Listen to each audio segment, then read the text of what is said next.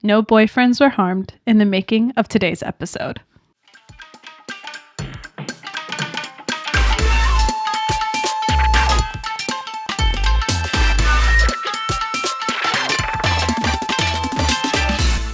Welcome back to No Ginger. I'm Samar. I'm Ash.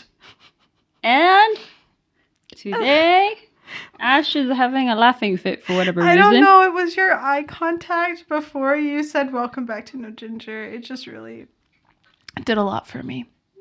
It made me laugh. I'm sorry. I'm sorry that I'm here. See, don't act like you're any better than me because I glanced at you and you did the same thing. I was dancing in the intern.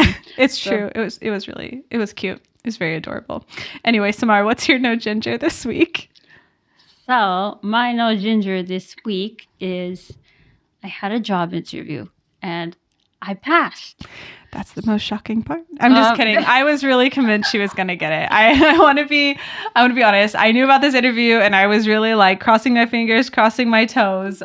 I knew you were going to get it. I had full confidence in you. Thank you. I had no confidence in me. That was silly. But I was preparing for this interview and practicing, especially I knew there was going to be a little bit of Japanese, but it would mostly be in English, right? Mm-hmm. But what I had been told is they're just going to mostly ask a self-introduction. So I prepared for that. Unfortunately, or fortunately, like I have passed and won. And when you tell people you have passed and won, they tend to expect more of you. But for me, like, I've never worked in a Japanese office.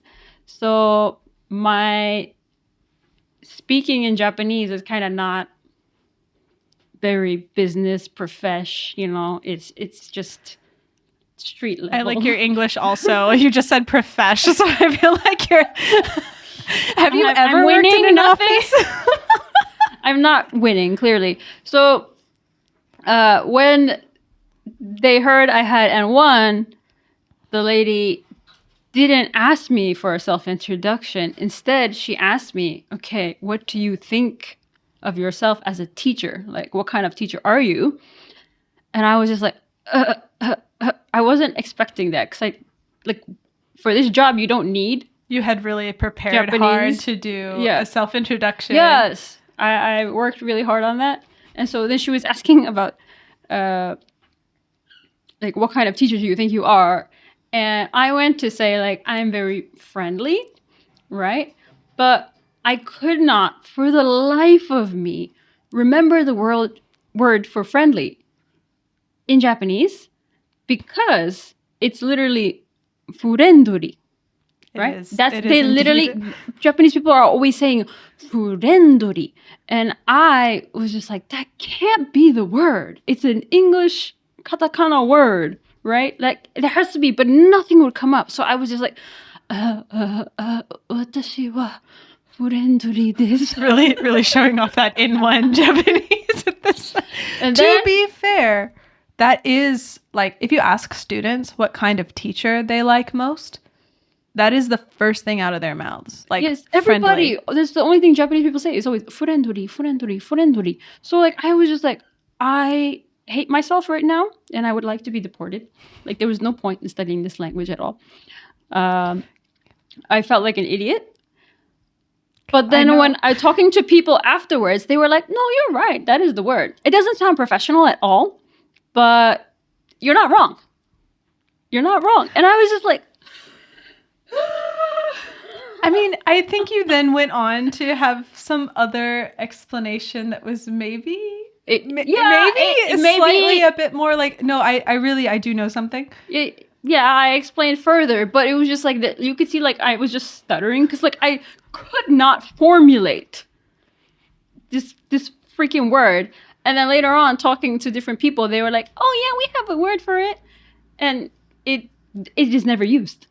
They don't use it. Even in a business sense? In a business sense, yeah. Maybe they use it. I'm not sure. But you're in a teaching sense. It's not even business. Yeah. So you don't need to be a business professional. So that was my No Ginger. I was just my business Japanese is not working. So there's that.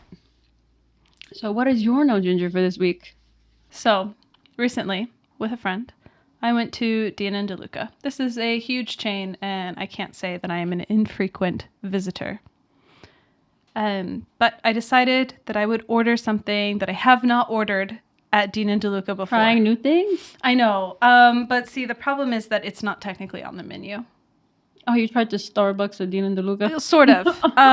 So here's what I asked for. I wanted a dirty chai latte. Good luck. So they have chai latte.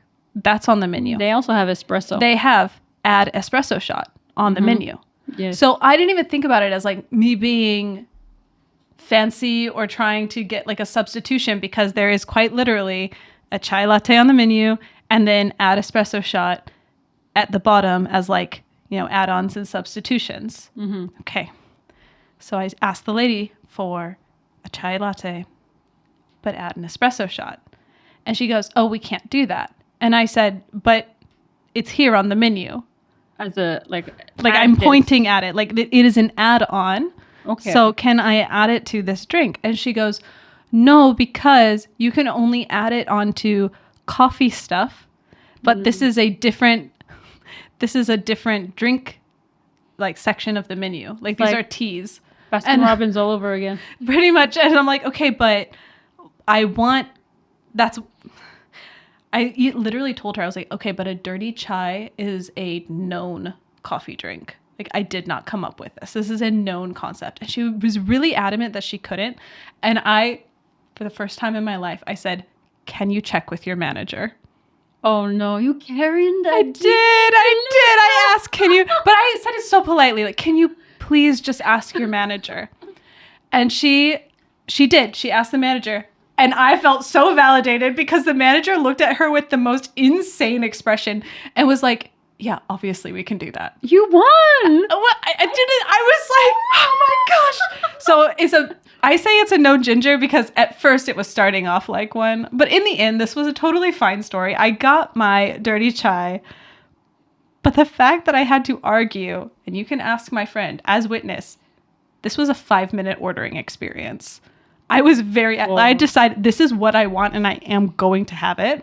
So, and I just couldn't understand the logic of like, no, you can't put espresso in this drink, but you can put it in here in the coffee drinks, but you can't put it in this tea drink, especially because she mentioned like, well, this one has water in it. And I was like, but what is an Americano? Like, do you work here, man? I was so confused this whole time, and it was one of those things where I think she was confused why I wasn't backing down, and I'm confused why she doesn't understand how insane what she's saying is. And then just to have the manager be like, "No, yeah, a dirty chai, like that's totally normal. Of course we can make that." So I did see something yesterday online that had me thinking about like the customer service industry, because people are always going after them in Japan for being inflexible. And the people were pointing out that like these part-time workers don't want to take responsibility for something that's not a regular thing, which I think is valid. Yeah. But I think if it's on the menu as an add-on, it's so funny. I just, because even like looking at the menu and the language on the menu, there was nothing that indicated that the add-on couldn't go there, like couldn't go with a chai latte. So much so that there's the list of tea drinks and the add-ons were right below it. If I want an espresso shot in my orange juice and like, you have that option. Also, like, though, why? like low-key, that's delicious. Have you ever had that? No, I was making shit up. No, it's actually, it was like a trend on Instagram not that long ago. I didn't see that. Orange and coffee is a great mix. You can. Should I test it out? Dean and DeLuca. I don't go back to the same. I think that Dean and DeLuca probably will never see me again after this one. Well, that is trulyしょうがない. Yeah. I think if she's never seen that order before, she'd be like, it's easier to reject than think about it. That's true. But it was because or when take I asked, responsibility it's my for bad. it. It's because I asked her why. I was like, well, like why can't I have this? Because it's a normal drink. Like, it's not on the menu at Starbucks either, but you can just ask for it and they know what you're asking for. Well, I don't remember if Dean and DeLuca, like chai lattes have been on Dean and DeLuca's menu from like a long time ago. Maybe it's a new thing. Maybe. Because like chai this season is chai tea. Even in the convenience stores, they finally have a chai tea drinks. So I think chai is convenient with me. Forget this episode. I gotta go. Yeah, it's actually not bad. I think you tried it? Yeah, at 7-Eleven, I was actually impressed. Okay, what's our email of this week? This week. This is a fun one. The subject line is, I need your help. You've come to the wrong place, but we will do our best. But we will tell you if there is ginger. Okay. Hi, Samar and Ash. I'm a Japanese woman, 30, and I've been in a relationship with someone from Central Europe. Sometimes it's hard to understand what he's thinking when it comes to rules. For example, when we went to swim in summer, there was a sign for restricted swimming area. I explained, but he did not care. He insisted on trying to swim in the... Can you let me read? Just stop laughing. He insisted on trying to swim in the water, and we ended up getting told off by the lifeguard. I was very frustrated and burst into tears because I felt I was getting blamed for his behavior. Is this just him, or do you feel like this often happens with foreigners? Is this going to continue forever? Is this yes ginger or no ginger? Please help. Sincerely, the rule-respecting girlfriend. I'm going to hazard a guess that given the current climate, that this is a regular occurrence with foreigners. I have seen the news. I have also seen the news. It's not pretty. My initial reaction to this. I think it's really rude to your partner to not listen. And no, if you can't speak Japanese and you know that the other Japanese person is going to get mad at your partner for this behavior, I don't know why you would do it. Even if you don't want to follow the rule, just like in general. But I guess to give this boyfriend like the benefit of the doubt, maybe he just didn't think it was a big deal. Maybe he thought like you can't swim here because it's dangerous, but then they might be like a bigger foreigner and they think they can swim very well. Or yeah, it might be like, I think in the US we have areas of beaches where it's like, please be careful swimming here. Or when it says like restricted swimming zone, but if you choose to go in, nobody's going to tell you. Like, if you want to choose to go in, get hurt, or yeah, worse in the ocean, that is fully your prerogative. So perhaps he was like, okay, it just says restricted swimming, but that only applies to people who don't swim well. Or like, yeah, so like he thought it was his own responsibility. Right. Whereas in Japan, always it's all of our responsibility if you die. And when they have those swimming zones marked, like, they're really intense about it. And sometimes even it's not because it's a dangerous area, but because that's like the surfing zone and they don't want swimmers and surfers to collide. You also see that on the beaches. But the signs look exactly the same for no swimming, regardless of whether or not that's a no swim because danger zone or like tides, or if it's no swim because this is a surfing zone. Or some other reason. I think foreigners have a hard time following rules in Japan for many reasons, but I think one of the things that is interesting about English, and it might also apply to Central Europe, I'm not sure, but I was listening to this Japanese podcast called Shinobu and Narumi no Dokuzetsu American Life. I really like the American life. Yeah, they're two Japanese women who live in America and they're explaining about their lives. Okay, Japanese. So they're like a reverse of what we're doing? Yes. So they're the reverse of us. And they explained that in English, whenever you refuse or you tell somebody not to do something, you always have to give an explanation. Right. You have to persuade the people not to do things. But in Japan, it's the opposite. Because this person has said, don't do this, it should be enough for you. And I think that works for Japanese people because they don't trust like politicians, but they respect authority. Right. This person has this authority. They are in this position, so you just trust what they say. And end of discussion. Mm-hmm. But for a lot of the rest of the world, that's not how it goes. Like, if there is no explanation, then people feel like this rule is not that serious. No, yeah, of course. I think even with the Dina DeLuca experience I'm talking about, like, when she said you can't have this add-on with this drink, of course my question is, why? Yeah, so, like, I think our education system focuses on persuasion and critical thinking, where in Japan, it's authority and top-down. So, like, she is the expert in the coffee of that shop. Had it been a Japanese person, they'd probably be like... They would have just said, oh, I see, and chosen a different order, or said then without is fine. They would not have questioned it. I guess I was in a mood, though. Apparently. Sorry about that. So I think I don't see this situation getting any better, because if foreigners continue coming to Japan and Japan just continues like with rules without any explanation, it doesn't necessarily work. But if you give explanation, it might help the situation. I think there's another element of this too, which is the idea of community mindset versus individual mindset. Because I think I can say, perhaps for Americans, perhaps from Central Europe, I don't know, when somebody says this is the rule, we are prone to think, okay, but I can be an exception. Yeah, the exceptionalism right. of the individual. And so I'm not surprised for somebody to go, oh, well, it's fine if I just do a little swim because this sign isn't talking to me specifically. It's just like a general warning. And I think we see this with, like, we know, okay, don't throw away your trash in recycle bins when you're out. If you spot recycles anywhere, like, don't just dump your trash there. But people will do it anyway because they're like, it's just once. It doesn't matter. Yeah. But in the end, that kind of, those one-time things, they really add up.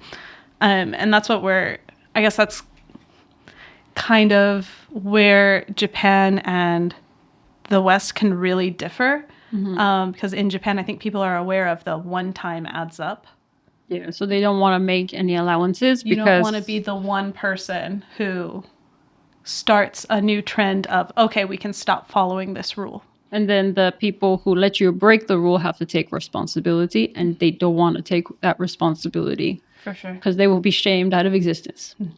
But looking at this as, like, from a relationship standpoint, I feel like, as you mentioned, if your partner is not willing to listen to you, especially if you're in a situation of being the one from that place and being the one more familiar, and they're going to choose to ignore you, I would feel so belittled, a little bit, like, quite hurt, to be honest. Furious. Yeah. I would just be like, I just got yelled at because of you. Because of you, yeah. I didn't even do it. Which is what it sounds like this emailer was saying. Like, she wrote, he insisted on trying to swim in the water anyway, and we ended up getting told off. So I was very frustrated and burst into tears because I felt I was getting blamed for his behavior. Like, and you were getting blamed for his behavior. And the reason for that is because he wasn't going to understand what the lifeguard was saying. You were the only one who could understand. So he has to relay it to you. And kind of very embarrassing as right, well. Yeah. And because even if you tell the lifeguard, no, I told him not to, it doesn't matter. He's with you. Yeah. He is. So he's kind of your problem.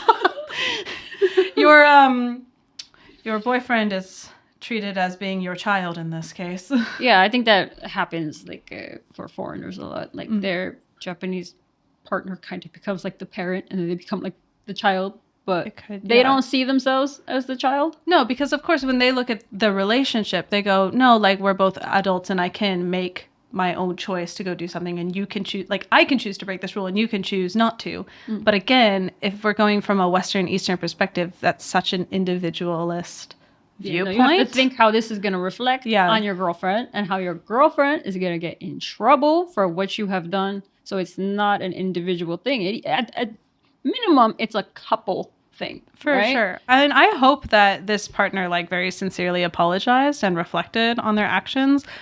But if he continues to behave this way, I would say is fully a no ginger situation. Yeah, that would be if he continues, because I don't see, he would continue to break the rules and she would continue to get in troubles. Mm-hmm. But I think I don't want to say like it's on the Japanese person, like you can explain the rules more logically. Yeah, you can learn to say there's a specific reason why. Because I'm sure if, the partner's like, oh, but why does it say no swimming? Like, I'm just going to go anyway. In terms of swimming, right? Like when I lived in Hawaii, they have the bay, like Hanuma Bay. And it's you have to be really careful swimming there because of the coral reef and like the damage it does to the environment. So much so that they make people like you have to go to like this documentary, I think, a screening before you're even allowed in the area. Like that's so how intense. far in America, at least, that they go to convince people not to do something. Mm-hmm. But in Japan, I don't see them ever going that far into explaining like such a thing. If we think about like grammatically as well, most of the time when rules are written in Japanese, they will even say whatever, naide kudasai. So that you know that it's saying, please don't do this. Or sometimes even during the pandemic, they would say like refrain, but they don't even tell you don't do it. They just say refrain from doing this, which for like, if you translate that it was to one English, of my favorite things. Please refrain from talking while eating. Yeah, like all this stuff. And it's just, it sounds like a suggestion. I mean, refrain from talking while eating just sounds like don't talk with your mouth full. Yeah. Which, I mean, most people do that anyway. Yeah. And so this kind of reminds me of, no, never mind. Maybe like the garbage situation I had where someone stole my garbage. Do you remember? like I do remember someone stealing your garbage. Yeah, so like basically I was breaking a rule that basically everyone in Japan breaks, like the throwing your garbage out at night, right? So where I live, you can only throw your garbage from 5 a.m. to 8 a.m. That is the official rule. No one does Don't that. wait till 8 a.m. though. Yeah. Because Yeah, nobody does that because it's 5 a.m. to 8 a.m., right? right. No, most people take their garbage out at night, especially if you have a place where it's like it's one thing if it's set out on the street. Because you have to worry about crows, but ours has like a gate and a net, so it's safe. And so I was throwing my garbage out at night. Now, we got a new manager, and she told me one day, she was like, hey, you know that's against the rules, right? And I was just like, yeah.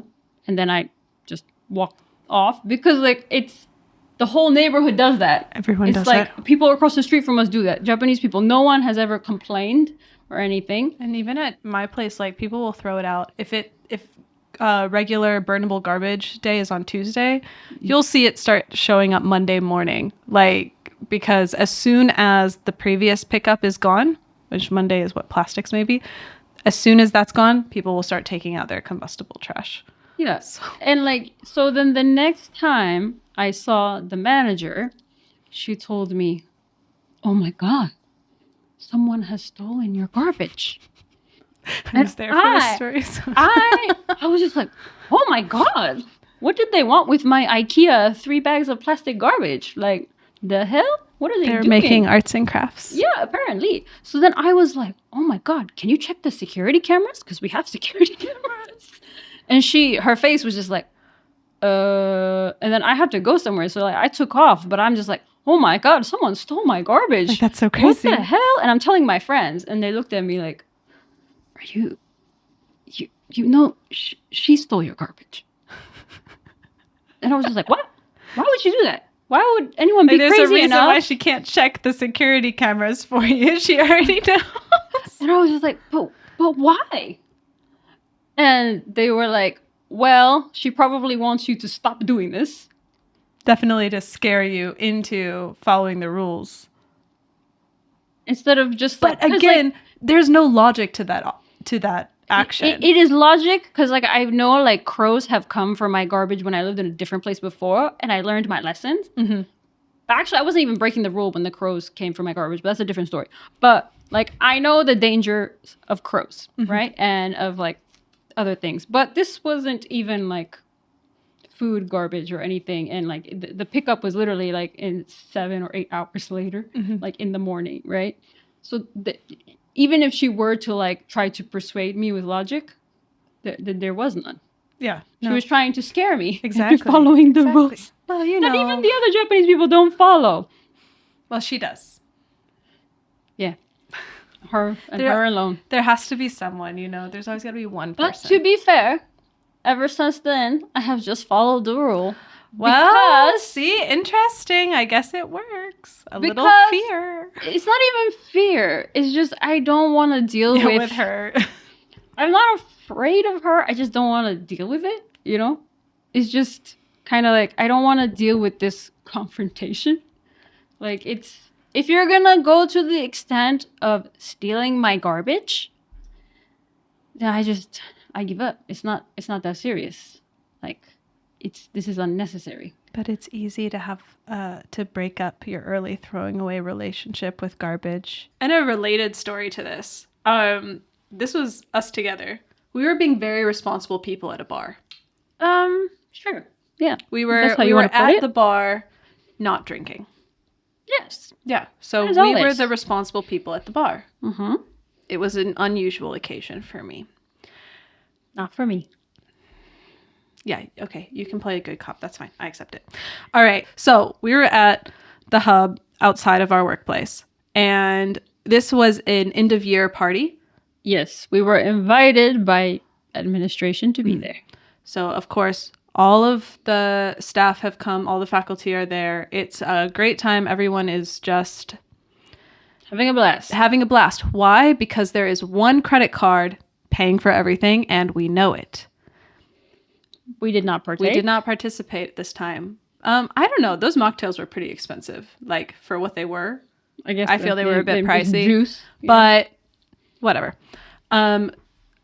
Towards not even the end of the evening. It's not anywhere near last trains or anything. I think it was around. It was just because there was this group of like the age of our students. Right. A group of them had shown up outside and they tried to speak to some of the teachers who were outside smoking. Mm-hmm. And then administration got like...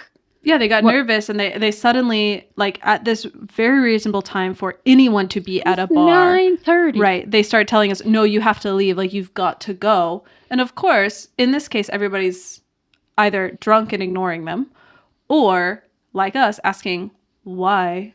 Like, it's early. And they kept saying, oh, more students are coming. More students are coming. I'm just like, who called them? And they're like, so we're going to close the credit card tab. Like, so you won't be able to use the tab anymore. And we're like, that's okay. Like, y'all literally pay us our salaries. We can afford to buy more drinks. It's not a problem. We were in the middle of a conversation with Yes. one of our colleagues. And we were not partaking, so we were not kind of the issue. Well, that's the thing is that we were actually off to the side, like far away from the noise. The And I think I cacophonous was noise. eating. I think it was I Oh, yeah, eating? I think you had just gotten some food or I something. was trying to eat. And we're getting told, like, you have to leave, you have to leave. And we told the guy, like, no, we understand, like, but We're not going not going outside. to talk to these maybe We are- students. yeah, we're in here perfectly following, like, all senses of propriety at this moment for once in our lives. Yes, and it was more ridiculous because they were freaking out about talking to students. But I kid you not, the bartender, the server, the people sitting behind them were all students that we knew. Well, I think that was the thing that was really killing all of us, is that this is one of the only bars around campus. It's run by our students. And yeah, all the students work there, or not all the students work there, but most of the staff there are all students. And then often if you are out at this bar having a drink, you are likely to see a student any random day, Sunday to Saturday. You're gonna run into a student and they for sure are going to say hi to you. And you often have a little chat. You often will buy them a drink if they're over age. It's really not that big of a deal. It's kind of like common. And yet, and then they got freaked out. but the way that admin was freaking out, but only attacking us because we were being the only ones receptive, like the only ones talking to them in return. Because everybody else who they talk to is probably too drunk to even remember that this happened. But their logic was not logicking. No, it made no sense. So, like, it made no sense. And, like, you could tell the dude was kind of shocked that we weren't listening to him. Mm-hmm. And I was just like, but you don't make any sense, dude. And I think that is the crux of the issue with the clash between Japan and other countries. Sure. Yeah. There's no... Very much the case. When we said why, and he said, because I said so, we went, no. Yeah. No. So I think for this emailer, if you really like your boyfriend, you might want to not lie, not deceive, don't steal his garbage or his swim trunks. Make sure you leave the bar on time. Just kind of explain maybe logically why this rule was decided, or at the very least, like, if you don't know why the rule was decided, or you also think the rule is stupid, because sometimes these rules don't make any sense, like if how this will affect you, because the like partner how is this going should to care. reflect Yeah, on you? I think the partner should, at the very least, if they're like a Westerner, will care about how their partner feels. For sure. Because that would be the becomes next their thing I would say, responsibility. Like, is that's if the he only cares- thing. If he cares about how you feel, then he will follow the rules, even if he complains about it. But complaining about the rule while following it is definitely better than complaining and then choosing not to follow. Yeah.